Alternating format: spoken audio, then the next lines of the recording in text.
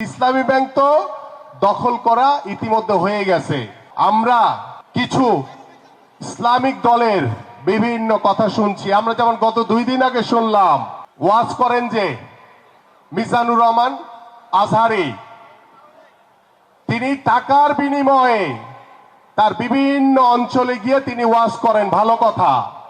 কিন্তু টাকার বিনিময়ে আপনি একটি দলকে হেয় প্রতিপন্ন করবেন, একটি দলের পক্ষে আপনি সাফাই গাবেন, এইটা তো বাংলাদেশের মানুষ আপনার কাছ থেকে আশা করে নাই।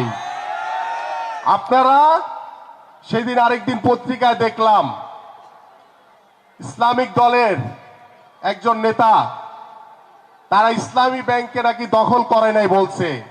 ইসলামী ব্যাংক তো দখল করা ইতিমধ্যে হয়ে গেছে।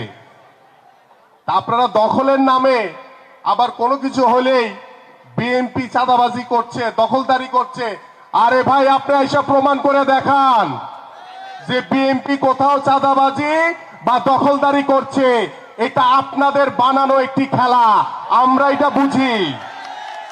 আমি দৃঢ়ভাবে বলতে চাই, বিএনপির ভারপ্রাপ্ত চেয়ারম্যান জনাব তারেক রহমানের নেতৃত্বে বাংলাদেশে কোন বিএনপির কোন নেতা কোন চাঁদাবাজি, দখলদারি, লুটতরাজ করার কোন সুযোগ নাই।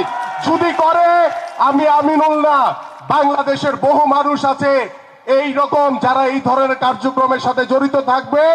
বাংলাদেশের জনগণের যে প্রত্যাশা, যে চাওয়া, আমরা সেটা মাথা পেতে নিব।